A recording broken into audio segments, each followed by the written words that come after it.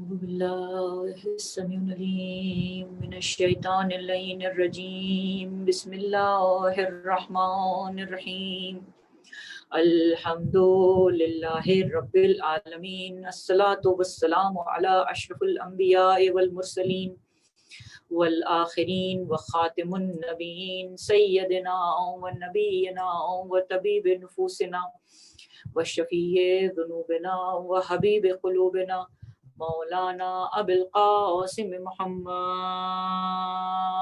اللهم صل على محمد وآل محمد وعجل فرجهم ثم الصلاة والسلام على صاحب الدعوة النبوية والصولة الحيدرية والاسمة الفاطمية والحلم الحسنية والشجاعة الحسينية والإبادة السجادية والمآثر الباقرية والآثار الجعفرية والعلوم الكاظمية والحجج الرضوية والجود التقوية والنقاوة النقوية والهيبة العسكرية والغيبة الإلهية بأمر الله صلوات محمد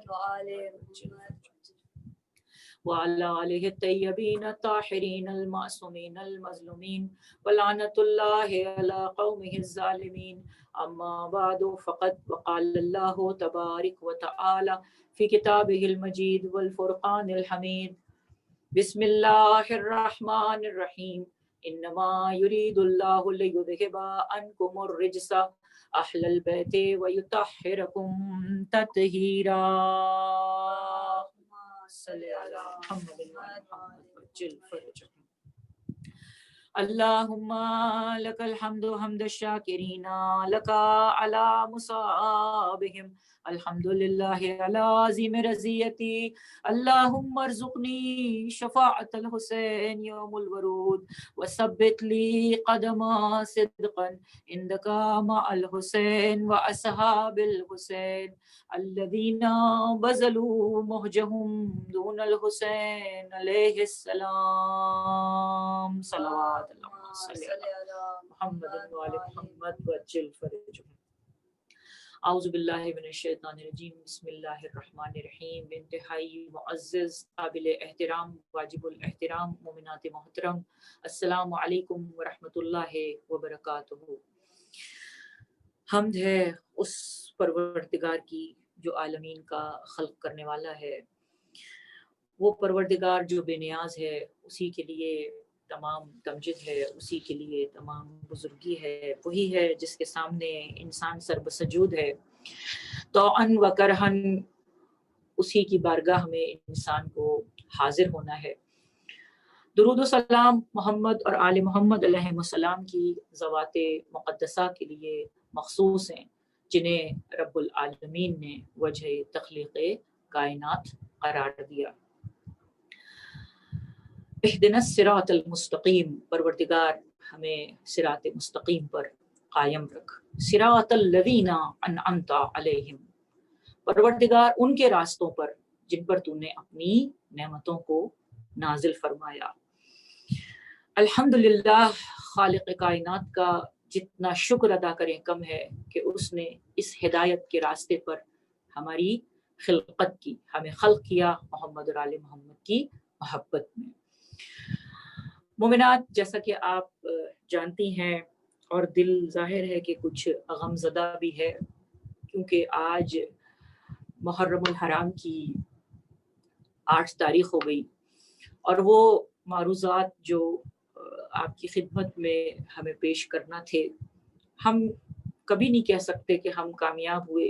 یہ در جناب زہرا سلام اللہ علیہا کا صدقہ ہے، اور امیر المومنین علی ابن ابی طالب علیہ السلام کا ہم سب کے ساتھ، ہم سب کی طرف سے خبرگیر ہونا ہے کہ یہ توفیق پروردگار عالم نے ہمیں ان کی محبت کی وجہ سے عطا فرمائی کہ ہم کچھ گفتگو کر سکے، ورنہ مجال نہیں ہے کہ انسان اپنی زبان کو ہلا سکے۔ کچھ مومنات نے فون پر یہ پوچھا، اور یہ بہت ساری اس میں ڈیٹیلز ہیں اور بہت ساری اس میں تفصیلات ہیں، تو وہ سوالات بھی کیے، اور ان میں سے ایک سوال یہ بھی تھا کہ عدالت الہی سے جو ہم نے آپ سے عرض کیا تھا نا کہ جہنم پر جو رسول خدا کی ایک حدیث عرض کی تھی کہ رسول خدا نے ارشاد فرمایا کہ تمام خلائق کو سابقین اور اس وقت کے لوگ جتنے بھی لوگ ہوں گے ان سب کو جمع کرے گا. خلائق کو جمع کرنے کے بعد جہنم پر ایک پل کو قرار دے گا, اور ایک پل نہیں ہوگا وہاں پر, وہ 3 پل کا ذکر ہے. اور اس میں جو ہے وہ آپ سے عرض کیا تھا کہ سب سے پہلا جو سوال ہوگا وہ امانت داری سے متعلق ہے, اور اسی کے ذیل میں پھر نماز ہے, اور پھر اسی کے ذیل میں عدالت الہی ہے. تو عدالت الہی اور میزان کے حوالے سے جو ایک گفتگو کرنی تو تھی, لیکن ظاہر ہے کہ وقت اتنا نہیں رہتا, تو جب کیونکہ اب بات آ گئی ہے اور سوال ہو گیا ہے اور کسی نے یہ کہا ہے کہ عدالت الہی سے بھی کے متعلق بھی کچھ بیان کرے کہ عدالت الہی کیا ہے اور میزان سے کیا مراد ہے, تو ظاہر ہے کہ یہ سب ہم تو سٹیپ بائی سٹیپ بیان کر رہے ہیں, جو ہمارے سامنے کتابوں کے اندر لکھا ہے اسے بیان کر رہے ہیں. اب کوئی یہ سوال کرے کہ جی یہاں تو یہ پہلے یہ بعد میں, اس سے ظاہر ہے کہ ہم گناہگار لوگ ہیں, ہم خطا کار لوگ ہیں, ہم وہاں تک نظر نہیں رکھتے. یہ جو احادیث کے ذریعے سے ہمیں جو کچھ بھی بیان کیا گیا اور جو کچھ بھی ہم نے آپ دیکھیں تو ایک کتابوں کا ایک ڈھیر لگا ہوا ہے, اور اس کتاب سے یہ حدیث اور اس کتاب سے یہ حدیث اور اس کتاب نے کیا کہا, اس کتاب نے کیا کہا, تو اس سے نچوڑ نکال کر 45 منٹ میں تمام چیزوں کو آپ کے سامنے نہیں پیش کیا جا سکتا.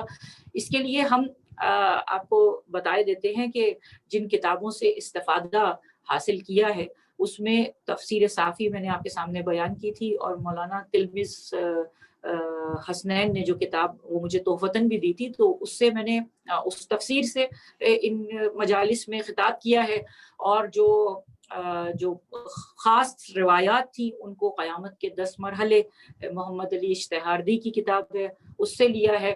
اس کے بعد کوکب دری ہے امیر المومنین علی بن ابی طالب علیہ السلام کے فضائل کے سلسلے میں, صحیفہ کربلا ہے مصائب کے سلسلے میں, حدیث کربلا ہے مصائب کے سلسلے میں, اقدار عاشورہ ہے علامہ جوادی کی ان کی کتاب ہے اس سے استفادہ کیا ہے, اور عرفان مجالس ہے اس سے تھوڑی سی روایات کو لیا ہے. اس کے بعد ارتقاء انسانیت میں معصومین کا کردار, تو یہ کتابیں ہیں جن کی روایات کو ایک جگہ جمع کر کے میں آپ کی خدمت میں پیش کر دیتی ہوں. اب ظاہر ہے کہ ہم جلدی جلدی آگے بڑھتے ہیں تاکہ ہم ان مراحل کو طے کرنے کی کوشش کریں کہ ہم جب اس مقام تک پہنچے جس مقام پہ ہم سب کو جانا ہے, تو وہاں پر کون سی چیزیں ہمارے کام آئیں گی اور کون سی چیزیں ہمارے اعمال کو ہلکا کر دیں گی. تو آج ہماری جو گفتگو ہے وہ میزان سے متعلق ہے, عدالت الہی سے متعلق ہے, کہ جو اللہ تعالیٰ عدل و انصاف کرنے والا ہے وہ انصاف کرے گا اور ہمارے اعضاء و جوارح گواہی دیں گے. سوال کرنے والے نے سوال پوچھا تھا کہ یہ جو انسان کے اعضاء جب گواہی دے رہے ہیں اور اللہ تو خود گواہ ہے, انسان کو وہ دیکھ رہا ہے, تو امیر المومنین علی بن ابی طالب علیہ السلام نے ارشاد فرمایا تھا, اس کا مفہوم یہ ہے کہ امیر المومنین نے یہ ارشاد فرمایا کہ انسان کے اوپر جو فرشتے بٹھائے گئے ہیں جن کا نام رقیب و عتید ہے, ایک دائیں کاندھے کے اوپر ہے اور ایک بائیں کاندھے کے اوپر ہے, وہ کیا کرتے ہیں, وہ ان کے اعمال کو لکھتے جاتے ہیں, جو بھی ہم عمل کرتے ہیں وہ اسے تحریر کر لیتے ہیں. تو یہ جو عمل ہے یہ ہم خدا کے سامنے, پروردگار کے سامنے جب حاضر ہوں گے تو ہم اگر کہیں گے بھی, اول تو کہہ نہیں سکتے اس لیے کہ جسم کا ہر عضو جو ہے وہ گواہی دینے کے لیے تیار ہوگا, اور ہر جسم کا حصہ جو ہے ہم جھوٹ بول ہی نہیں سکتے کہ ہم نے یہ نہیں کیا. یہاں تو ہم عدالت دنیا میں تو کہہ سکتے ہیں کہ نہیں یہ الزام غلط لگایا جا رہا ہے, ہم نے یہ کام نہیں کیا, مگر وہاں جسم کے اعضاء گواہی دیں گے, اور اس کے بعد جو رقیب و عتید نے ہمارا جو نامہ عمل لکھا ہوگا وہ حاضر کر دیا جائے گا, اور آپ کے سامنے یعنی انسان کے سامنے, ہمارے سامنے ایک مووی کی مانند وہ منظر آ جائے گا. ایسا نہیں ہے کہ ہم, ہو سکتا ہے مجھ سے کوئی 20 سال پہلے کی بات پوچھے کہ 20 سال پہلے آپ کیلیفورنیا میں تھی تو یہ واقعہ ہوا تھا, مجھے یاد نہیں ہے, لیکن مرنے کے بعد وہ واقعہ میرے سامنے حاضر ہو جائے گا, وہ واقعہ میرے سامنے مجسم شکل بن کر آئے گا. اور یہی ہے کہ انسان کے اعمال جو ہیں وہ اس کے عمل کے مطابق صورت تک اختیار کر لیتے ہیں, شکل کو اختیار کر لیتے ہیں. مثلاً بہت ساری روایتوں میں ہے, وہ ہمارا موضوع نہیں ہے مگر ہم بیان کر دیتے ہیں کہ بہت ساری روایتوں میں ہے کہ انسان جو ہے وہ مرنے کے بعد اپنے آپ کو اپنی اس صورت میں دیکھے گا جو اس کا باطن تھا.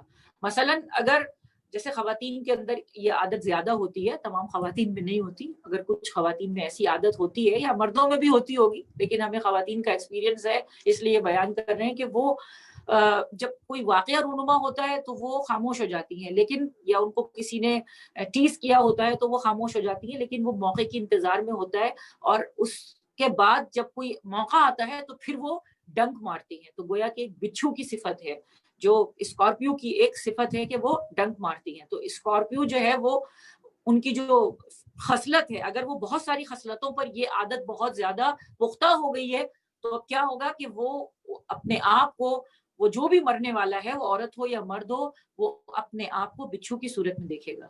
اسی طرح سے کچھ لوگوں کی عادت ہوتی ہے ٹوہ لینے کی. اب یہ دیکھیے یہ اعمال ہے, ہمیں پل صراط سے گزرنا ہے, تو اب ہم یہ کوشش کریں ابا عبداللہ امام حسین علیہ السلام کی مجلس عزا میں کچھ حاصل کرنے کی کوشش کریں, کچھ اپنے کردار کو بلند کریں, اور امام علیہ السلام نے جو آواز استغاثہ کو بلند کیا تھا, ہم امام کی آواز کے اوپر لبیک کہتے ہوئے واقعاً عملاً امام حسین علیہ السلام کے لشکر میں شامل ہونے کی کوشش کریں.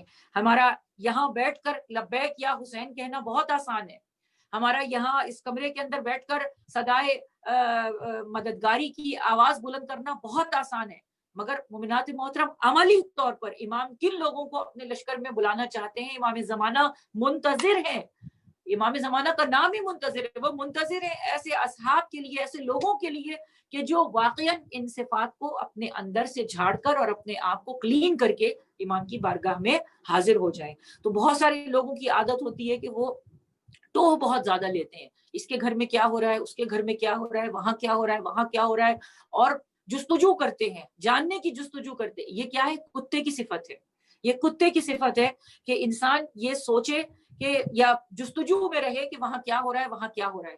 تو کیا ہے کہ جب وہ مرے گا تو اس کو اپنی صورت کتے کی نظر آئے گی, اس کو اپنے تابوت پر کتا بیٹھا ہوا نظر آئے گا, اور پھر اس کے ساتھ اس کے عمل کے مطابق سلوک کیا جائے گا.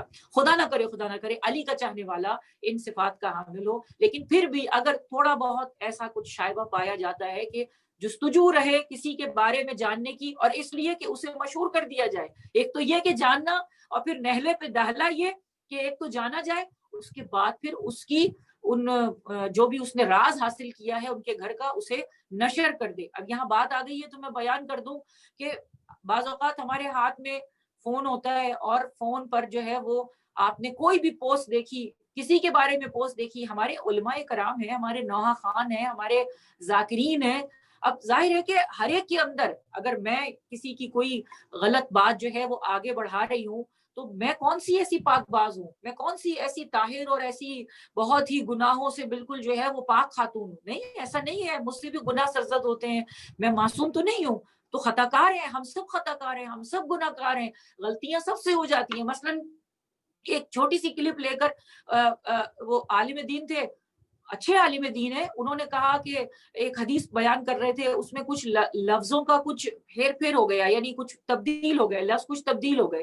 اب وہ حدیث کا تو مفہوم بیان کر رہے ہیں نا, حدیث نہیں بیان کر رہے ہیں. اب کچھ عالم فاضل بیٹھے ہوتے ہیں, وہ کہتے ہیں اچھا جی یہ غلط پڑھ دیا, یہ تو پہلے دن آپ سے کہہ دیا کہ غلطی جو ہے وہ انسان سے ہو جاتی ہے, اور کوئی بھی معصوم نہیں ہے. معصوم من الخطا جو ہیں وہ صرف اور صرف ہمارے ائمہ اطہار ہیں. وہ امیر المومنین علی بن ابی طالب علیہ السلام کی ذات ہے, وہ امام حسین علیہ السلام کی ذات ہے, امام حسن کی, بی بی فاطمہ کی, چہاردہ معصومین کی ذات ہے, رسول خدا کی ذات ہے, جس سے کوئی خطا نہیں ہو سکتی. تو اب انہوں نے کیا کیا, کلپ کا وہ حصہ لیا اور اسے لوگوں میں مشہور کرنے کی کوشش کی, اور پھر لوگوں نے اسے آگے بھی بڑھا دیا. تو ہماری ذمہ داری ہے, کوئی بھی ذاکر, کوئی بھی پڑھنے والا, کوئی بھی خطیب, کوئی بھی امام حسین کا چاہنے والا اگر کوئی ایسا عمل انجام دیتا ہے تو ہم اس کی اس طرح سے تشہیر نہ کریں. آپ بیان کر سکتے ہیں, اگر کوئی ایسی غلطی ہوئی ہے تو آپ اس کے فون کر کے کہہ سکتے ہیں کہ آپ سے مثلا ایک دفعہ ایسا ہوا کہ 28 رجب اور 28 سفر, یہ دونوں چیزیں 28 سفر اور 28 رجب, یہ دونوں ظاہر ہے کہ تاریخیں ہمارے لیے مخصوص اس لیے ہے کہ 28 رجب کو امام حسین مکے سے روانہ ہوئے, اور 28 सफ़र को इमाम हसन अलैहिस्सलाम की शहादत हुई है। तो बाज़ औक़ात बहुत ज़्यादा गुफ्तगू करने के दौरान, बोलने के दौरान 28 सफ़र की जगह 28 रजब निकल जाता है और 28 रजब की जगह 28 सफ़र निकल जाता है। तो इसमें कोई पकड़ने वाली चीज़ नहीं है। ज़ाहिर है कि गुफ्तगू में गलती हो सकती है। तो मैं फिर आपसे माफ़ी माँगती हूँ, अगर कोई गलती हो रही है या हो जाती है तो मुझे माफ़ फरमाइएगा, गलती का बहरहाल इम्कान होता है। तो बहरहाल मेरा बयान करने का मकसद ये कि किसी के बारे में, किसी के घर के बारे में, अभी कुछ दिन पहले एक वीडियो नशर हुई थी कि एक जवान था, वो अपनी माँ को मार रहा था। अब पूरे जमाने में वो उसकी वीडियो जो है वो तशहीर हो गई, यहाँ तक भी आ गई, अमेरिका तक भी आ गई और बहुत ही उसको लान तान की गई और सबने उसको बुरा भला कहा। हालांकि फिर उसके बाद उसकी बाद में ठीक है, उसने मारा, वो तो बहरहाल जो कुछ जितनी लान तान हो सकती थी लोगों ने उसके ऊपर लान तान की, लेकिन इस तरह से उसके घर के मामलात को आगे बढ़ाना, और वो नहीं चाहता था कि उसके घर के मामलात को आगे बढ़ाया जाए या लोगों के अंदर, लेकिन वो वीडियो जो है वो वायरल हो गई। अब जाहिर है कि हम तो उसे नहीं जानते, मगर जो उसके जानने वाला जो तबका होगा वो जहां जाएगा उसके ऊपर लानत पड़ेगी। तो अगर उसने तौबा कर ली और उसने माफी भी मांगी बाद में, तो अगर माफी मांग ली, बहुत से ऐसे हैं जो अपने माँ बाप को तंग करते हैं, बहुत से ऐसे हैं जो इस तरह मारते नहीं है मगर उस मार से ज्यादा अजियत देते हैं। उस जूते से वो मार रहा था लेकिन उससे ज्यादा अपने माँ बाप को अजियत देते हैं, अपनी जबान के जरिए से, अपने किरदार के जरिए से, अपने अमल के जरिए से उन्हें तकलीफ पहुंचाते हैं। तो उन्हें कोई हक नहीं पहुंचता कि वो इस तरह से इस किस्म की वीडियो को वायरल करे। बहरहाल ये एक बात थी जो मैंने आपके सामने की। तो कोशिश करें कि वीडियो को पोस्ट करते वक्त फोन के ऊपर जो भी वीडियो आपको, पहले आप उसकी तस्दीक करें, अच्छी तरह से तस्दीक करें, उसके बाद उस मैसेज को आगे बढ़ाएं। पोस्ट बाकायदा बनाई जाती है, बाज पोस्ट जो हैं वो बनाई जाती हैं और बनाने के बाद उनको बाकायदा उनकी एडिटिंग की जाती है और उसके बाद फिर उन्हें डाला जाता है। तो इन सब चीजों से होशियार रहें। तो ये भी क्या है कि ये अमल जो हम कर रहे हैं, अगर हमने गलत इंफॉर्मेशन आगे पहुंचाई और उसे हमने आगे बढ़ाया, तो जबान से तो नहीं लेकिन हमने अपनी उंगली से ही, अब ये उंगली गवाही देगी कि एक गलत मैसेज जो है वो तुमने आगे बढ़ाया और उस गलत मैसेज को आगे बढ़ाने से जो है वो ये नुकसान हुआ। तो इन सब चीजों का हमें ख्याल रखना है। अब इसके ऊपर हम आगे इंशाल्लाह बात करेंगे कि आमाल, सबसे पहले आमाल, वो जो कहा कि अदालत इलाही जो है वो क्या है। अदालत इलाही का मतलब ये है कि एक मीजान नसब होगी, मीजान नसब होगी। मीजान कहते किसको है? मीजान कहते हैं उस तराजू को जो खरे और खोटे की पहचान कर सके, यानी खरे और उसको आजमाया जा सके, खरा और खोटा जो है वो आजमाया जा सके, उसका वजन किया जा सके। अब ये सब आपको मालूम है कि पुराने जमाने में तराजू जो है वो, पैमाना जो है वो, मेजरमेंट जो है वो ऐसी होती थी कि ऐसे करके उठाते थे और फिर उसमें डोरियां होती थी और फिर उसमें पलड़े होते थे और उसके बाद फिर एक हिस्से में जो है वो बाट को रखा जाता था, वजन रखा जाता था, लोहा रखा जाता था, और दूसरे में जो अजनास होती थी उन अजनास को रखा जाता था और उसके बाद फिर तराजू तोला जाता था। अब भी है पाकिस्तान में, इंडिया में अभी भी ऐसे तराजू मौजूद है। अच्छा, फिर है सोना। अब जाहिर है कि गोल्ड को तोलना है, गोल्ड का वजन करना है, तो गोल्ड के वजन के लिए अलहदा पैमाना होगा। इसी तरह से बड़े बड़े लोहे को वजन करना है तो उसका तराजू जो है वो अलहदा होगा।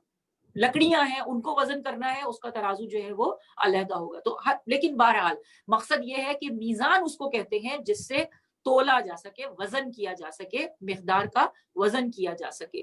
तो अब हम इसके सिलसिले में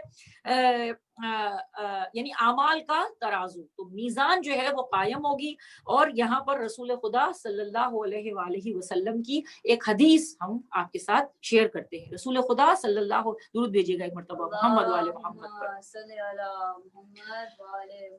क़ाल नबी सल्लल्लाहु अलैहि वसल्लम अना मीज़ानुल इल्म व अलीयुन किफ्ताहु। मैं मीज़ाने इल्म हूँ, इल्म की मीज़ान हूँ मैं, और अली जो है वो अभी हम आगे बयान करते हैं कि आगे हदीस और भी चल रही है। किफ्ताहु वल हसन वल हुसैन खुयूतुहु व फातिमतु अलाक़तहु अलाक़तहु अमूदहु बौज़नु बिही आमालुल मुहिब्बीना वल मुबीग़सीना लना। रसूल खुदा इरशाद फरमा रहे हैं कि मैं इल्म की तराजू हूँ, अली उसके पलड़े हैं, हसन और हुसैन उसके डोरे हैं, فاطمہ اس کا علاقہ ہے. اس ترازو میں ہمارے دوستوں اور دشمنوں کے اعمال تولے جاتے ہیں. گویا کہ پیغمبر اکرم حضرت محمد مصطفیٰ صلی اللہ علیہ وآلہ وسلم نے یہ بیان فرما دیا کہ میزان جو قائم ہوگی اس کی جو بیس ہوگی وہ ہم ہیں، وہ ہم محمد اور آل محمد ہیں. اب ہم تھوڑا سا جلدی آگے بڑھتے ہیں. امام رضا علیہ السلام سے کسی نے پوچھا، بلکہ کسی نے کیا پوچھا، مامون عباسی نے کہا. مامون عباسی نے کہا کہ آپ مجھے لکھ کر دے دیجئے وہ عقائد کہ جن کے اوپر میرا یقین رکھنا لازم ہو، وہ عقائد آپ مجھے لکھ کر دے دیں. تو امام رضا علیہ السلام نے اسے یہ مختصر طور پر یہ حدیث لکھ کر دی، وَيُؤْمِنُ بِعَذَابِ الْقَبْرِ وَمُنْكَرٍ وَنَكِيرٍ وَالْبَعْثِ بَعْدَ الْمَوْتِ والمیزان والصراط. یعنی مسلمان کے لیے ضروری ہے کہ وہ عذاب قبر، منکر و نکیر کے سوال کرنے اور قیامت کے دن دوبارہ اٹھائے جانے اور میزان اعمال کے بارے میں اور پل صراط کے بارے میں یقین رکھتا ہو، عقیدہ رکھتا ہو. یعنی یہ تمام چیزیں جو ہیں وہ ان کو ہمیں دیکھنا پڑے گا اور ان کو ہمیں سہنا پڑے گا اور وہاں سے ہمیں گزرنا پڑے گا. زیارت مطلقہ میں امیر المومنین علی ابن ابی طالب علیہ السلام کی زیارت میں ہم ایک جملہ پڑھتے ہیں، السلام علیک یا میزان الاعمال. آپ پر ہمارا سلام ہو اے، یعنی جس پہ تولا جانا ہے. امیر المومنین علی ابن ابی طالب علیہ السلام کے لیے ہم سلام کریں، السلام علیک یا میزان الاعمال، اے میزان اعمال کی میزان، آپ پر ہمارا سلام ہو. اب یہ فائدہ دے گی، یہ محبت امیر المومنین علی ابن ابی طالب علیہ السلام ہمیں ہر جگہ فائدہ پہنچانے والی ہے. یہ امیر المومنین علی ابن ابی طالب علیہ السلام سے محبت یہ رائگاں جانے والی نہیں ہے. یہ امیر المومنین علی ابن ابی طالب علیہ السلام سے الفت و عقیدت و پیار و محبت یہ ہمارے کام آنے والا ہے. یہاں دنیا میں بھی کام آنے والا ہے اور آخرت میں بھی کام آنے والا ہے. دنیا میں بھی کام آنے والا ہے اور آخرت میں بھی کام آنے والا ہے. دنیا میں کس طرح سے کام آنے والا ہے کہ 100 بار، وہ ایک شعر میں اس کو بیان کر دیتی ہوں کہ 100 بار لے گئی سرے بازار مفلسی، 100 بار لے گئی سرے بازار مفلسی، ہر بار میں نے اپنا عقیدہ بچا لیا، ہر بار میں نے اپنا عقیدہ بچا لیا. میں نے پڑھی تھی اپنی حفاظت کے واسطے، ناد علی نے پورا علاقہ بچا لیا. یا علی اللہم صلی علی محمد وآل محمد وعجل فرجہم. تو یہ علی کی محبت جو ہے، میرے مولا علی کی محبت ہمیں کہیں ناکام نہیں ہونے دے گی، ہر جگہ کام آنے والی ہے. مولا کے جتنے فرمودات میں آپ کی خدمت میں عرض کر رہی ہوں اور آپ تمام ذاکرین اور خطبہ کرام سے اچھے خطبہ سے آپ سن رہی ہیں، علماء کرام سے سن رہی ہیں اور ہمیشہ سنتی ہیں. ہماری تو زندگی گزر گئی یہی سنتے ہوئے، امیر المومنین کے فضائل بس یہ سنتے ہوئے کہ بس علی کی محبت میں ہمیں جینا ہے اور علی کی محبت میں ہمیں مرنا ہے. موت آئے تو ان کے نام پر، زندگی رہے تو اس لیے کہ ہمارے علی نے ہمیں کبھی شرمندہ نہیں ہونے دیا. میرے مولا ہمیں کبھی شرمندہ نہیں ہونے. آپ ان سے محبت کر کے تو دیکھو.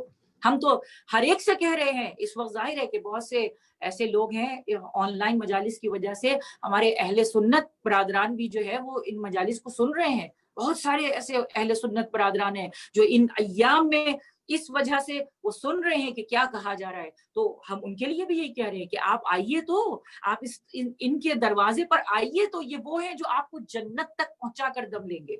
یہ ہمیں راستے میں نہیں چھوڑیں گے، اسی لیے تو ہم انہیں مانتے ہیں، اس لیے کہ یہ ہمیں کبھی شرمندہ نہیں ہونے دیتے.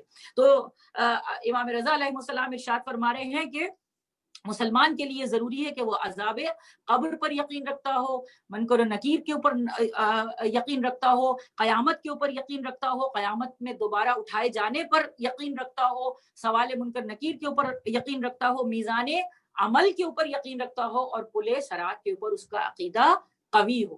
تو ظاہر ہے کہ یہ یقین ہمارا ہے اور ہم جو ہیں وہ انشاءاللہ ان کی محبت لے کر وہاں پہنچیں گے. تو یہ ہمارے، تو اب جیسا کہ میں آپ کے سامنے عرض کر رہی تھی کہ جب وہاں پہنچیں گے سوال ہوگا، منکر نکیر سوال کریں گے، وہاں بھی مولا علی انشاءاللہ مدد کریں گے. اور بار بار یہ کہہ رہی ہوں کہ خوش فہمی میں نہ رہیے گا. ہم خوش فہمیوں میں بہت مبتلا ہو گئے. بعض اوقات ایسے شاعر ایسی بات بیان کر دیتے ہیں کہ خوشی تو ہوتی ہے، بہرحال وہ بھی اپنے جذبہ محبت کا اظہار کرتے ہیں، مگر بعض اوقات قلم کو ذرا سنبھالنا پڑتا ہے، بہت ہی سنبھل کر. جیسے کل میں ایک نوحہ سن رہی تھی، لائیو آ رہا تھا، اس میں تھا کہ امام حسین علیہ السلام کے قدم لڑکھڑا گئے. اگر امام حسین علیہ السلام کے قدم لڑکھڑا جاتے تو واقع کربلا کا یہ رنگ نہ ہوتا. ایک لمحے کے لیے بھی ہندو شاعر کہہ رہا ہے، ہندو شاعر نے کہا ہے، بھوم ڈگو پربت ڈگو ڈگو ترائن گین، عرش ڈگو کرسی ڈگو پر نہ ڈگو پائے حسین. یعنی زمین اپنا مقام چھوڑ سکتی ہے، آسمان اپنا مقام چھوڑ سکتا ہے، عرش یہاں تک کہ عرش و کرسی اپنا مقام چھوڑ سکتے ہیں، مگر زہرا کے لال، فاطمہ زہرا کے نور عین حسین ابن علی کے پائے استقلال میں کبھی کمی نہیں آئی، لڑکھڑائے نہیں. تو جب لکھا جائے نا، یا پڑھا جائے، نوحہ پڑھا جائے، یا آپ مرثیہ پڑھنے والے ہیں جو بھی ہیں، تو ذرا سا غور کریں ہم کیا پڑھ رہے ہیں، تو اس کو دیکھیں. تو لڑکے تھے، جوان بچے تھے، ظاہر ہے کہ یہاں پہ تھوڑا سا اردو کا مسئلہ بھی ہے، ان کو نہیں سمجھ میں آتا، لیکن ان کی تصحیح ضرور کی جانی چاہیے کہ حسین ابن علی کے قدم لڑکھڑا گئے. تھر تھرانے کا لفظ کہا جا سکتا ہے کہ ہاتھ تھر تھرا رہے تھے، لیکن بہرحال لڑکھڑانے کا لفظ جو ہے وہ قدم سے متعلق، انہوں نے کہا کہ قدم حسین کے لڑکھڑا گئے. اگر امام حسین کے قدم لڑکھڑا جاتے تو ظاہر ہے کہ جس کے خود قدم لڑکھڑا رہے ہوں وہ منزل تک کسی کو کیا لے کر جائے گا، نعوذ باللہ.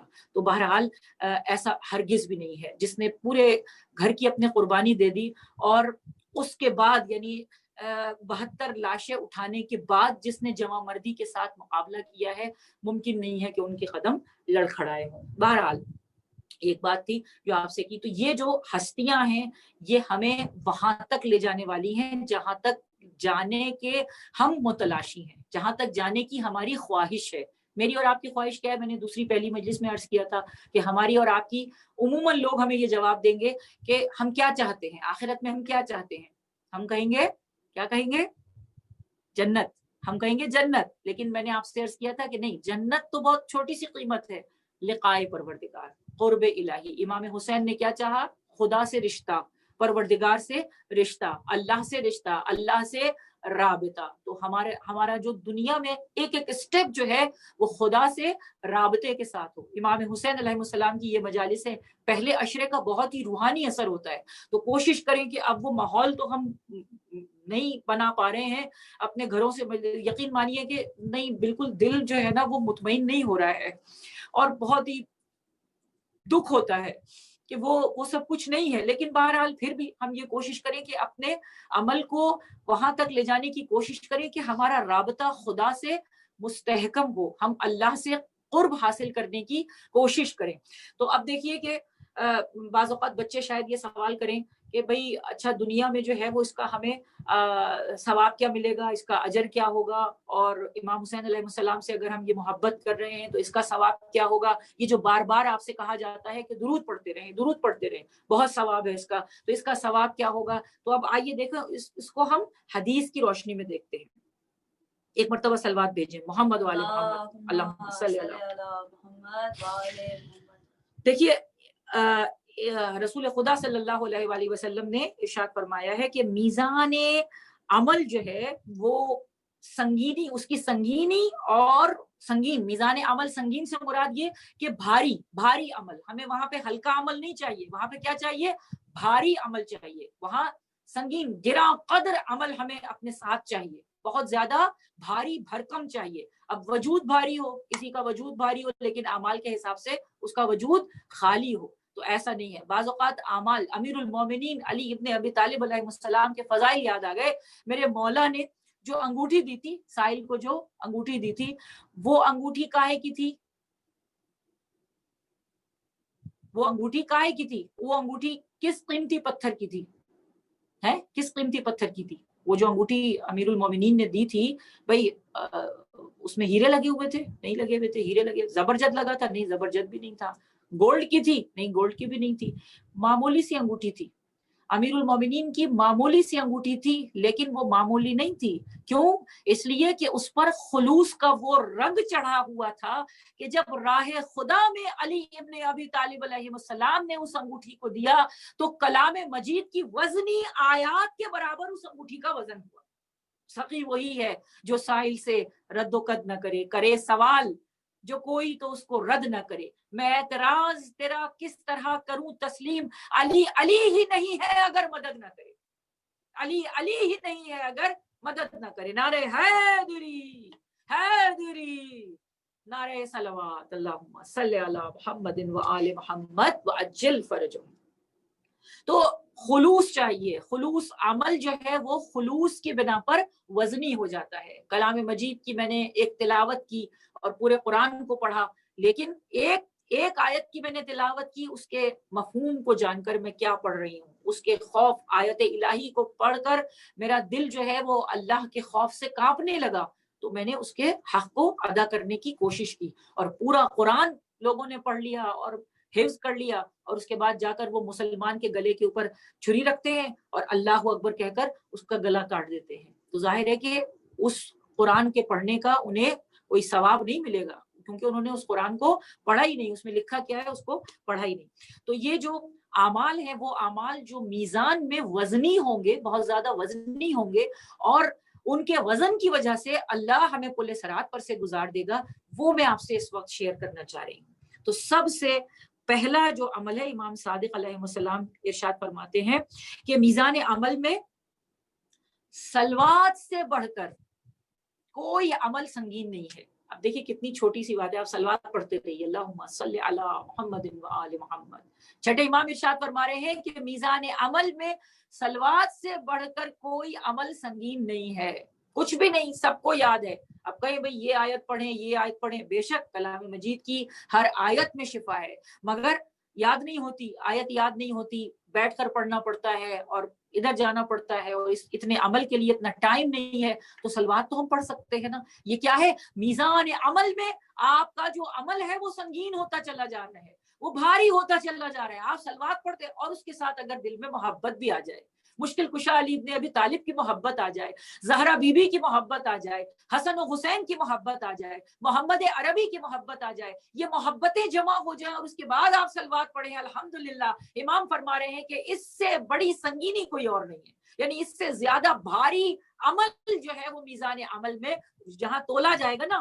تو اب عمل کو ہمیں وزنی کرنا ہے۔ اب میں کہوں جی ہم تو خیرات بہت کرتے ہیں اور اتنے ہزار ہم نے خیرات کر دیا، اتنا ہم نے جو ہے وہ اللہ کی راہ میں دے دیا ہے، نہیں پتا کون سا عمل قبول ہے، کون سا عمل مقبول نہیں ہے۔ تو یہ صلوات وہ ہے جو ہمارے عمل کو گراں کر رہا ہے، بہت زیادہ بھاری کر رہا ہے، وزنی کر رہا ہے۔ تو بس صلوات پڑھتے رہیں، انشاءاللہ جلدی جلدی ہم آگے بڑھیں گے۔ رسول خدا صلی اللہ علیہ وآلہ وسلم نے ارشاد فرمایا، شعبان کے آخری جمعے کے خطبے میں آپ نے ارشاد فرمایا کہ جو رمضان میں زیادہ سب سے زیادہ صلوات پڑھے گا، وہ قیامت کے دن جو ہے اس کا میزان عمل پر اس کا وزن جو ہے، اس کے اعمال کا وزن سب سے زیادہ ہوگا، بہت زیادہ ہوگا۔ رمضان میں صلوات پڑھنے کا ثواب دگنا تگنا چوگنا ہو جاتا ہے، یعنی کوئی اس کا شمار نہیں ہے کہ اس کا کتنا شمار ہوتا ہے۔ تو انشاءاللہ محرم الحرام میں بھی ہر وقت بس جب بھی فارغ ہو، کہیں ذرا سا شیاطین جو ہے وہ گردش کرنے لگے دماغ کے اندر، تو فوراً جو ہے وہ صلوات پڑھے۔ اسی لیے کہا نیند نہیں آ رہی ہے صلوات پڑھیں۔ کوئی بھی ایسا عمل کہ جس میں آپ کو یہ خطرہ لاحق ہونے لگے کہ اب جو ہے وہ ہم شیطانی وسوسوں میں گر جائیں گے، تو فوراً ہی اپنے آپ کو بیدار کریں، اپنے نفس کو بیدار رکھیں، فوراً اس کو صلوات پڑھ کر شیطان کو اپنے آپ سے دور کر دیں۔ تو یہ گراں جو اعمال، وہ اعمال، یہ 6 اعمال ہیں جو میں آپ کو بتا رہی ہوں کہ جو روز قیامت میزان عمل پر ہمارے عمل کو وزنی کرنے کا باعث ہوں گے۔ سبحان اللہ۔ اب ہے کوئی دنیا کا ایسا انسان جو یہ کہے کہ فلاں بنی امیہ کو لے آؤ اور ان کے اوپر صلوات پڑھو؟ ممکن نہیں ہے۔ انہوں نے اب امام حسین کے خیموں کو لوٹ لیا، انہوں نے فضائل کو، اب آج کل دیکھیں نا فضائل لوٹے جا رہے ہیں، ان کے امام علی کے جو معجزات ہیں وہ، اور قول اقوال ان کو نقل بھی نہیں کیا جاتا کہ یہ قول جو ہے وہ مولا علی کا ہے یا امام جعفر صادق کا ہے یا امام محمد باقر کا ہے۔ اس کو وہ اپنی طرف سے جو ہے وہ فضائل جو ہے وہ جمع کر کے اور واقعات جو ہیں وہ جمع کر کے وہ بیان کیے جا رہے ہیں، وہ کرتے رہے، مگر لائق درود و سلام محمد اور آل محمد علیہ السلام کے سوا کوئی اور نہیں ہو سکتا۔ اس میں وہ چوری نہیں کر سکتے۔ نماز قبول نہیں ہوتی، شافعی کہتے ہیں، شافعی کہتے کہتے مر جائے گا، اے محمد اور آل محمد آپ کی فضیلت و افتخار کے لیے یہ کافی ہے کہ بغیر آپ پر درود بھیجے کسی بھی اسلام کے کسی بھی فرقے کی نماز قبول نہیں ہوتی۔ سبحان اللہ. تو یہ ہے محمد اور آل محمد علیہ، اور ہم اگر محبت کے ساتھ صلوات بھیجتے ہیں انشاءاللہ تو ثواب جو ہے وہ دگنا تگنا چوگنا ہوتا چلا جائے گا اور وہاں پر گراں قدر ہو جائے گا. دوسرے کیا ہے؟ امیر المومنین علی ابن ابی طالب علیہ السلام کی حدیث بیان کری. امیر المومنین علی ابن ابی طالب علیہ السلام ارشاد فرما رہے ہیں کہ کلمہ شہادتین جو پڑھتا ہے، یعنی صرف اتنا پڑھ لے لا الہ الا اللہ محمد رسول اللہ علی ولی اللہ، کلمہ شہادتین پڑھتا ہے تو اس کے پڑھنے سے اس کا عمل روز قیامت میزان پر وزنی ہو جائے گا، وزن اس کا ہو جائے گا، گراں قدر ہو جائے گا. تو کلمہ شہادتین بھی مشکل نہیں ہے. اب جلدی جلدی ٹائم ہمارے پاس بہت کم رہ گیا ہے. تیسرے کیا ہے؟ حسن خلق. پیغمبر اکرم محمد مصطفیٰ صلی اللہ علیہ وآلہ وسلم ارشاد فرماتے ہیں کہ حسن خلق، اچھے اخلاق کے ساتھ کوئی دنیا سے چلا جاتا ہے اور پھر اس کے بعد جب وہ میزان عمل پر پہنچے گا، یہی عدالت الہی ہوگی کہ وہاں پر اس کا وزن کیا جائے گا. تو جس نے اللہ کی مخلوق کے ساتھ اخلاق کا مظاہرہ کیا ہوگا اور ان کی باتوں کو سنا ہوگا اور ان کے ساتھ اچھے اخلاق کا مظاہرہ کیا ہوگا، تو پروردگار عالم اس کے عمل کو وزنی کر دے گا. تو خدا کے لیے، کس کے لیے؟ خدا کے لیے، قربت خداوندی کے لیے. حسن خلق کے اوپر مجالس میں بہت ساری پڑھ چکی ہوں کہ رسول خدا نے وعدہ فرمایا ہے کہ جو حسن خلق کے ساتھ آئے گا تو وہ جنت کے جس دروازے سے چاہے وہ داخل ہو جائے گا. اس کے بعد ہے نمبر 4، محمد اور آل محمد علیہ السلام کی محبت. محمد، یہ جو آپ نے پہلی جو میں نے حدیث بیان کی نا، رسول خدا نے فرمایا کہ میں علم کی ترازو ہوں اور علی اس کے پلڑے ہیں، حسن حسین اس کے ڈورے ہیں، فاطمہ اس کا علاقہ ہے. اس ترازو میں ہمارے دوستوں اور دشمنوں کے اعمال تولے جاتے ہیں. تو یہاں پر پھر وہی بات آ گئی، پھر ارشاد فرمایا کہ چوتھی چیز جو ہمارے اعمال کے وزنی ہونے کا باعث بنے گی وہ کیا ہے؟ محمد اور آل محمد علیہ السلام سے محبت. دل کے اندر محبت اور اس کے بعد اپنے اعضاء و جوارے سے اس کا اظہار. محبت تو ہے، یہ کون کہہ سکتا ہے کہ ہم ان سے محبت نہیں کرتے؟ دشمن بھی ان سے کہے گا کہ ہم محبت کرتے ہیں. بہت سارے ایسے لوگ ہیں جو یہ کہتے ہیں ہم ان سے محبت کرتے ہیں، مگر عمل میں بالکل کورے ہیں. تو عمل جو ہے وہ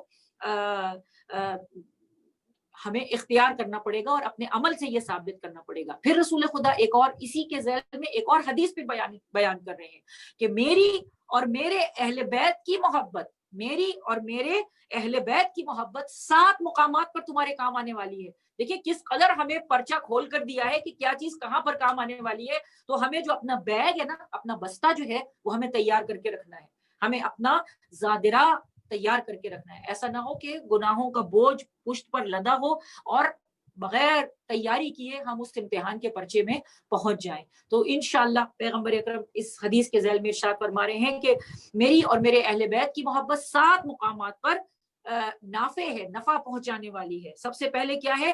موت کے وقت. یہ امیر المومنین نے بھی کہا تھا، موت کے وقت سب سے زیادہ کیا؟ موت کے وقت. دوسرے قبر میں. تیسرے قبر سے خارج ہونا، وہ بھی ایک مرحلہ ہے، پوری ڈیٹیل ہے اس کی، قبر سے خارج ہوتے وقت. چوتھے نامہ اعمال میں جب منکر نکیر آئیں گے نا، ہمارے نامہ اعمال کو پوچھیں گے یہ کیا یہ کیا یہ کیا، پھر اس کے بعد ہم سے اسٹیمپ لگوائیں گے، ہم ہی اس شہادت کی انگلی سے لکھیں گے اور اس کے بعد ہمارے ناخن کے ذریعے سے اس کو بند کریں گے، سر بمہر کریں گے اور اس کے بعد وہ ہمارے نامہ اعمال کو جو ہے وہ گلے کے اندر لٹکا کے وہ چلے جائیں گے. تو یہ کیا ہے کہ نامہ اعمال کے وقت ان کی محبت کہاں کام آ جائے گی؟ وہ آ جائیں گے، اعمال کو ہمارے وزن دینے کے لیے آ جائیں گی. یہ جو محبت ہے یہ وہاں پر وزن دے دے گی. اس کے بعد نمبر 5، قیامت کے دن اس کی ہولناکیوں سے لوگ ڈریں گے، خوفناک دھماکہ ہوگا. ایک چھوٹا سا دھماکہ ہو جاتا ہے، دل باہر آ جاتا ہے، تو وہ قیامت کیسی ہوگی، ہولناکیاں اس کی. تو قیامت کے دن. اس کے بعد نمبر 6، میزان عمل پر. میزان عمل پر جہاں اعمال کو تولا جا رہا ہوگا تو ان کی محبت جو ہے وہ کام آ جائے گی. تو انشاءاللہ یہ جو آپ مجلس میں بیٹھی ہیں ان کی محبت میں رو رہی ہیں، اشک بہا رہی ہیں، آنسو بہا رہی ہیں، ان کی محبت میں تبرک بانٹ رہی ہیں، ان کی محبت میں گریہ کر رہی ہیں، ان کی محبت میں یہ سب کچھ انجام دے رہی ہیں، تو یہ کیا ہے؟ یہ کام آنے والی ہے، یہ رائے گاہ ہونے والا عمل نہیں ہے. تو یہ اس کا ریوارڈ جو ہے وہ ہمیں ملنے والا ہے، دنیا میں بھی ملے گا اور آخرت میں بھی ملے گا. ان کی محبت تو دنیا کے لیے بھی فائدہ مند ہے اور آخرت کے لیے بھی فائدہ مند ہے. اور نمبر 7، پیغمبر اکرم ارشاد فرما رہے ہیں کہ پل صراط پر جب تم گزرو گے تو ان کی محبت جو ہے وہ کام آنے والی ہے. تو یہ اس کے ذیل کی یہ 7 چیزیں میں نے بیان کی. ہم کہاں پر تھے؟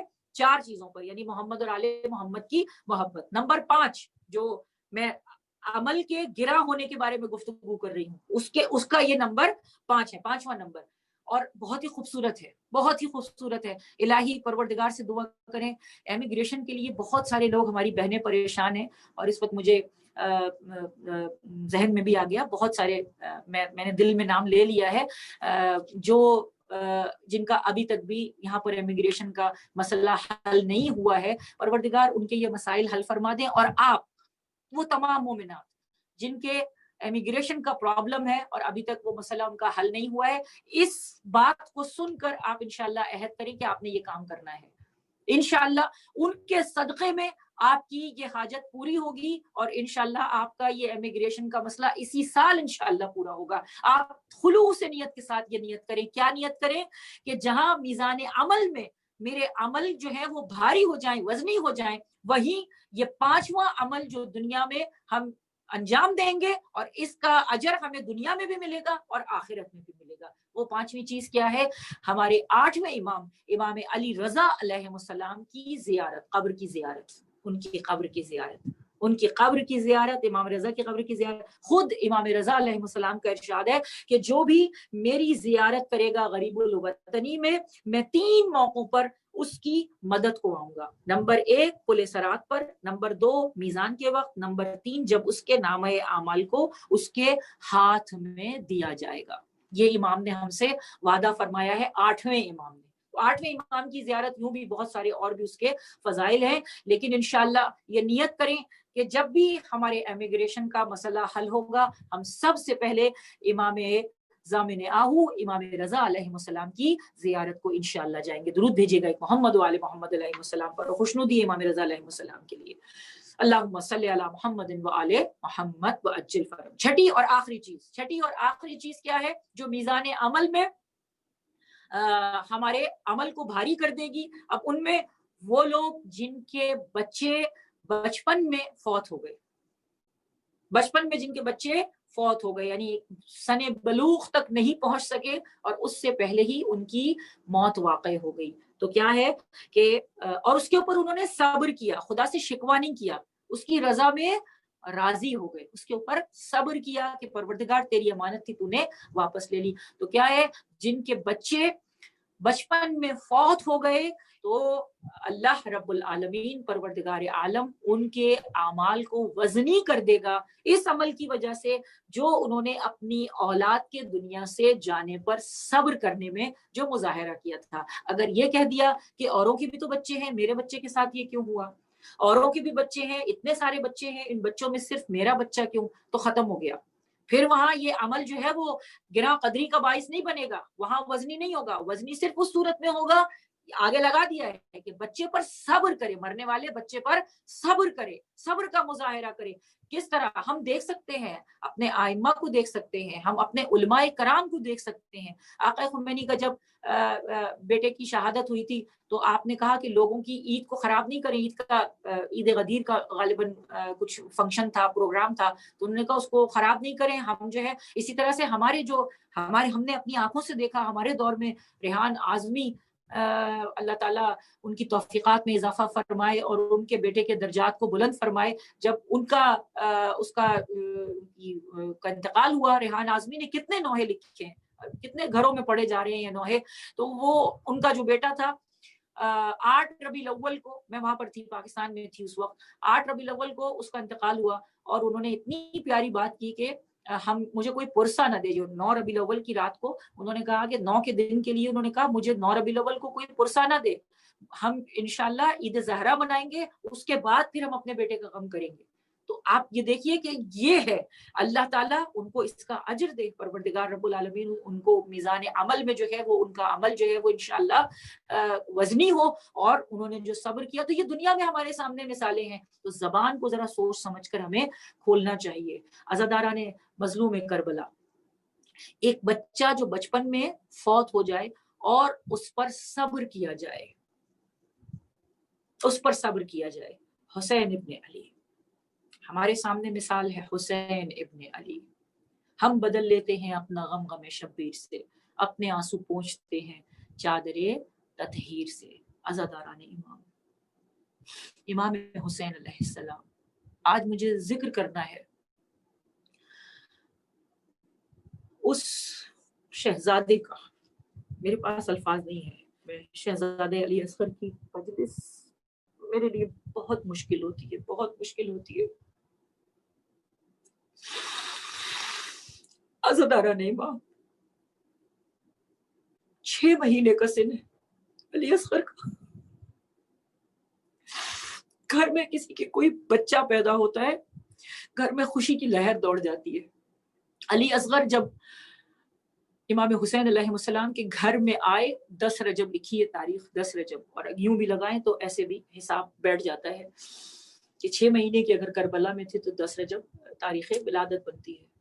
عزاداران امام جب 10 رجب کو پیدا ہوئے اور 28 رجب کو امام حسین علیہ السلام نے مدینے سے کربلا کی طرف، مکے کی طرف سفر کیا اور مکے سے کربلا کی طرف روانہ ہوئے، تو 18 دن کے تھے، 18 دن کا یہ مجاہد، یہ وہ کربلا کا واحد مجاہد ہے جس کی ٹوٹل زندگی صرف اور صرف 18 دن اپنے گھر میں گزری ہے، باقی پوری حیات جو ہے وہ سفر میں، پوری حیات سفر میں۔ اور عزاداران امام ایک ہمارے عالم دین ہیں، رائٹر ہیں، انہوں نے ایک کتاب لکھی ہے شہزادہ علی اصغر پر، 900 صفحات کی، جس کی زندگی 6 مہینے ہو، اور جس نے یعنی جو ابھی بولنا نہیں جانتا، ابھی چلنا نہیں جانتا، اس کی حیات یہ محمد اور آل محمد ہے، تو ہم یوں نہیں مانتے، معرفت کا سمندر ہیں یہ ہستیاں، معرفت کا سمندر ہیں عزاداران امام، وسیلہ ہے، وسیلہ ہے، اور علی تو علی اصغر تو خود وسیلہ ہے حوائج کے پورا ہونے کا۔ بہت ساری میری بہنوں نے درخواست کی ہے ہمارے لیے یہ دعا کریں، ہمارے لیے یہ دعا کریں، باب الحوائج کے صدقے میں آپ سب کی پروردگار حاجتوں کو پورا فرماتے ہیں۔ بس آج میں مجلس کے بعد ایک ایک کے لیے دعا نہیں کرواؤں گی، اس لیے کہ یہ جو ششماہ ہے نا، اس کے مصائب ایسے ہیں کہ پھر دل نہیں چاہتا کہ جب رباب کا اصغر نہیں رہا تو ہم اپنے لیے کیا مانگے۔ عزاداران امام، اس ماں کے دل سے پوچھئے، اس ماں کے دل سے پوچھئے، ہم اس کے ششماہے کے صدقے میں ملے گا، آپ بس متمسک ہو جائے، اس دروازے سے متمسک ہو جائے۔ آج یہ نہیں کہے کہ ہمیں بچہ دے دے، ہمیں اولاد دے دے، دے گا پروردگار، آپ متمسک ہو جائیں، ارتباط حاصل کریں، آپ اس دروازے سے وابستہ ہو جائیں، انشاءاللہ آپ کی مرادیں پوری ہو جائیں گی۔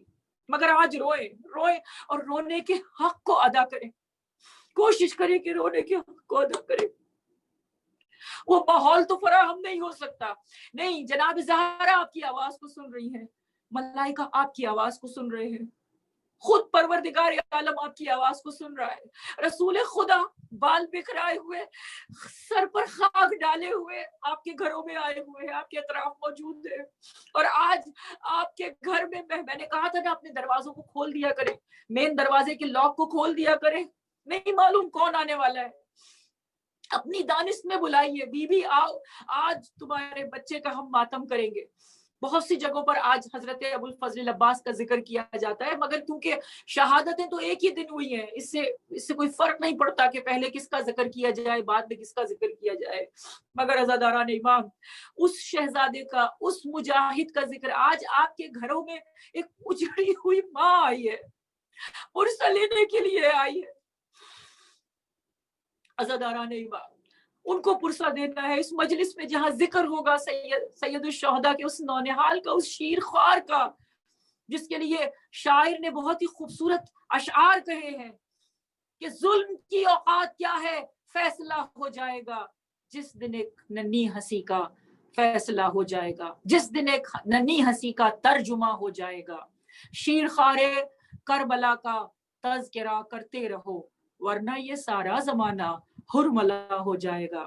یہ تو خود ماں کی دعاؤں کو بھی اندازہ نہ تھا کہ 6 مہینے میں علی اصغر بڑا ہو جائے گا، 6 مہینے میں علی اصغر بڑا ہو جائے گا۔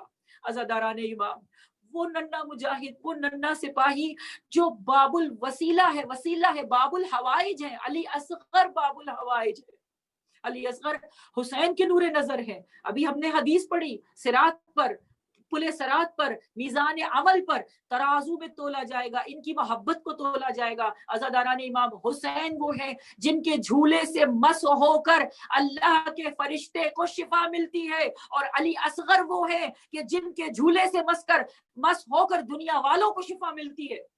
علی اصغر حسین کے وارث ہے، علی اصغر رسول کے وارث ہے، علی اصغر علی کے وارث ہیں، علی اصغر کلام الہی کے وارث ہے، علی اصغر قرآن ناطق ہے، علی اصغر قرآن ناطق ہے۔ یہ قرآن جو حسین کے ہاتھوں پر تھا، یہ قرآن جو حسین ابن علی نے اپنے ہاتھوں پر اٹھایا تھا، ملعونوں نے کیا کیا؟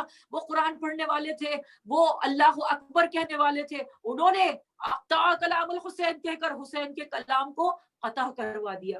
عزاداران امام، روز عاشور امام حسین علیہ السلام نے آواز استغاثہ کو بلند کیا۔ آواز استغاثہ حسین ابن علی کی آج بھی ہمارے کانوں سے ٹکرا رہی ہے، آج بھی ہمارے کانوں میں امام حسین علیہ السلام کی آواز استغاثہ آنی چاہیے۔ عزاداران امام، امام حسین علیہ السلام نے پیغام دیا ہے، علی اصغر کے حوالے سے پیغام دیا ہے۔ آپ نے یہ پیغام دیا کہ میرے شیعوں کو میرا سلام پہنچا دینا، اور ان سے یہ کہنا کہ کاش کہ میرے شیعوں تم اس وقت ہوتے، ایک تو یہ کہا آپ نے کہ ٹھنڈا پانی پینا تو میری پیاس کو یاد کرنا، اور دوسرے آپ نے یہ کہا کہ کاش تم اس وقت ہوتے، اے میرے شیعوں کاش کہ تم اس وقت ہوتے کہ جب میں اس ننھے صغیر کے لیے ایک بوند پانی کا سوال کر رہا تھا۔ چھوٹے سے بچے کے لیے، چھوٹے سے بچے کی پیاس کو بجھانے کے لیے کتنا پانی درکار ہوتا ہے۔ اس دنیا اور وہ فرات کی نہریں رو رہی ہے، آج بھی آنسو بہا رہی ہے کہ فرات بہتا رہا اور علی اصغر پیاسے شہید ہو گئے، وہ ننھا سپاہی پیاسا شہید ہو گیا۔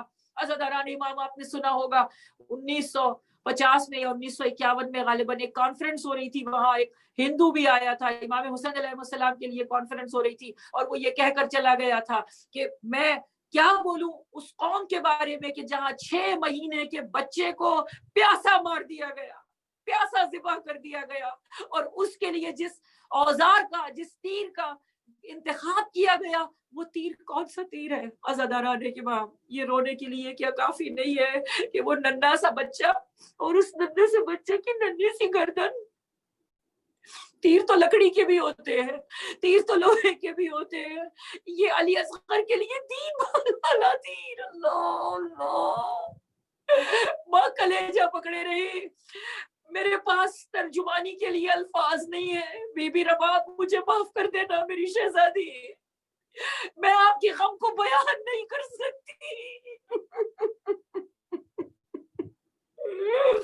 میری شہزادی، آپ کے غم کا میں کیسے اندازہ لگا سکتی ہوں؟ عزاداران امام، ہم بیان نہیں کر سکتے۔ روز عاشور امام نے آواز استغاثہ کو بلند کیا۔ جب امام نے آواز استغاثہ کو بلند کیا تو عزاداران امام، آپ کو معلوم ہے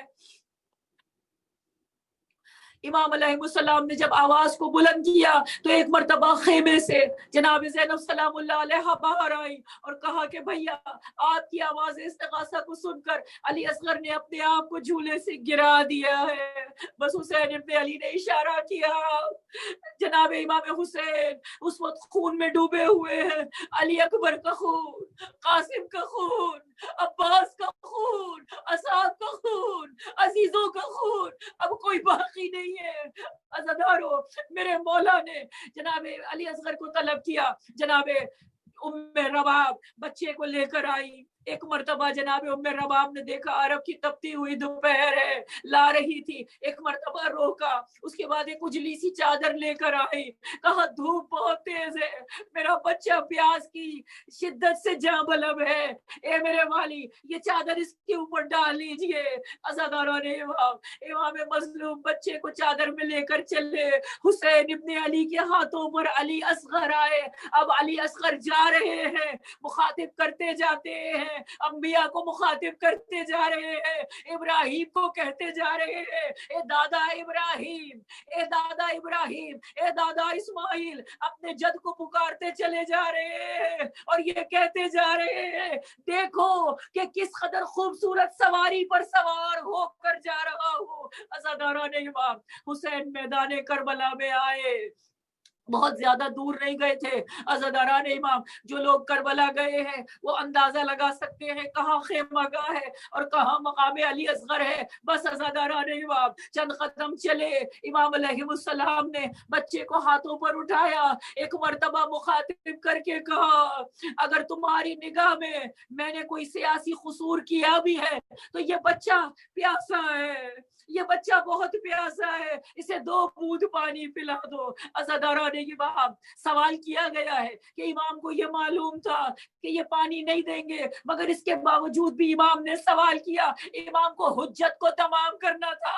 امام ایسے افراد سے جنگ کر رہے ہیں جنہیں یہ بھی نہیں پتا کہ 6 مہینے کے بچے کو کس طرح سے ذبح کیا جاتا ہے. عزاداران امام, کون سا اسلام ہے جس میں 6 مہینے, وہ صحابی رسول کا بیٹا تھا جو وہاں سرغنہ بن کر بیٹھا تھا, اس میں بہت سے حافظان قرآن تھے جو عمر سعد کے لشکر میں تھے. کسی نے حرملہ کا ہاتھ آ کر نہیں روکا, حرملہ یہ کیا کر رہا ہے, یہ 6 مہینے کا بچہ ہے. عزاداران امام, حسین ابن علی نے ایک مرتبہ بچے کو زمین پر لٹایا. اب جو بچہ زمین پر لیٹا, امام مظلوم نے دیکھا علی اصغر ایڑیاں رگڑ رہے ہیں. ابراہیم کربلا نے اسماعیل کربلا کو جلدی سے آغوش میں اٹھا لیا, کہیں ایسا نہ ہو علی اصغر ایڑیاں رگڑے اور پانی کا چشمہ پھوٹ جائے. بس عزاداران امام, امام نے ہاتھوں پر اٹھایا, عمر سعد نے حرملہ کو بلایا. مجھ میں تاب نہیں ہے میں بیان کر سکوں. عزاداران امام, حرملہ نے تیر چلایا. تیر کون سا تھا, تیر کون سا تھا, تیر سے شعبہ تھا. عزاداران امام, اس کا انداز کچھ ایسا تھا, سامنے کی طرف ایک تیز دھار نوک تھی اور دونوں طرف اس کے تیز دھار نوکیں نکلی ہوئی تھی, خنجر کی مانند تھا, تینوں طرف نوکیں نکلی ہوئی تھی. عزاداروں, اس ملعون نے نیزہ چلایا, ادھر سے خیمے کا پردہ اٹھا. حرملہ, حرملہ میرا بچہ بے گناہ ہے, بہت پیاسا ہے. عزاداران امام, بس حرملہ نے نیزہ چلایا.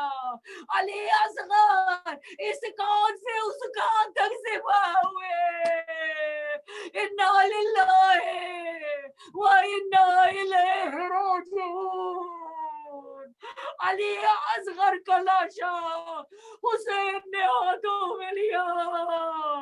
عزاداروں, امام خیمے کی اوٹ کی طرف پہنچے. ایک مرتبہ گھبرائے, خیال آیا ماں اس حالت میں دیکھے گی, برداشت نہیں کر سکے گی. الٹے قدموں واپس گئے, ابھی آپ اعمال کریں گی. انا للہ و انا الیہ راجعون, رضاً بقضائہ و تسلیما لامرہ. عزاداروں, میرے مولا علی اصغر کے لاشے کو لے کر آئے, خیمے کی اوٹ میں پہنچے, تلوار کو رکھا, علی اصغر کے لاشے کو رکھا. زمین بہت گرم ہے, امام کی آنکھوں سے آنسو بہ رہے ہیں. تلوار سے علی اصغر کی قبر کو کھودا. جب قبر تیار ہو گئی, مرزا دبیر نے مرثیے کے اشعار کہے, ارے لہو سے غسل تو اصغر کو دے چکی تھی قضا, ملی بصورت کافور شہد خاک شفا. اتارا قبر میں اصغر کا خوب بڑا لاشا اور لٹا کے خاک پہ قبلے کی سمت منہ پھیرا. پھر اپنے چاند کو جب خاک میں چھپانے لگے تو یا علی کہا اور لاش دفنانے لگے. یہ حال دیکھ کے قاصد نے کی مددگاری, لحد میں انگلیوں سے خاک ڈالی ایک باری، پکاری خیمے کے در سے یہ بانو دکھیاری، ارے یہ کس کی قبر کی ہوتی ہے رن میں تیاری، حسین بولے کہ صدمے نئے گزرتے ہیں، تمہارے ہنسلیوں والے کو دفن کرتے ہیں۔ عزاداران امام، جناب ام روام نے یہ حال دیکھا، جناب سکینہ آئی، اے بابا بھیا کو پانی پلا لائے، اے بھیا کو سیراب کر کے آ گئے۔ عزادارو ایک مرتبہ امام نے چادر کو ہٹایا، ابا کو ہٹانا تھا، بیویوں میں کوہرام برپا ہوا۔ حمید ابن مسلم کہتا ہے کہ اس کے بعد امام حسین خیمے کی طرف چلے گئے، اسے پھر لکھا ہے، پھر صاف کر کے ہاتھوں سے اصغر کی خوابگاہ، ارے باندھا ماما ننا سا میت کے سر پہ آ، اور قبلہ رو لحد میں لٹا کر پکارے شاہ، جلدی ہمیں بلائیو اے فدیہ الہ، ارے پانی نہ تھا جو شاہ چھڑکتے مزار پر، آنسو ٹپک پڑے لحد شیر خوار پر۔ لا لعنة الله على قوم الظالمين سيعلم الذين ظلموا أي منقلب ينقلبون۔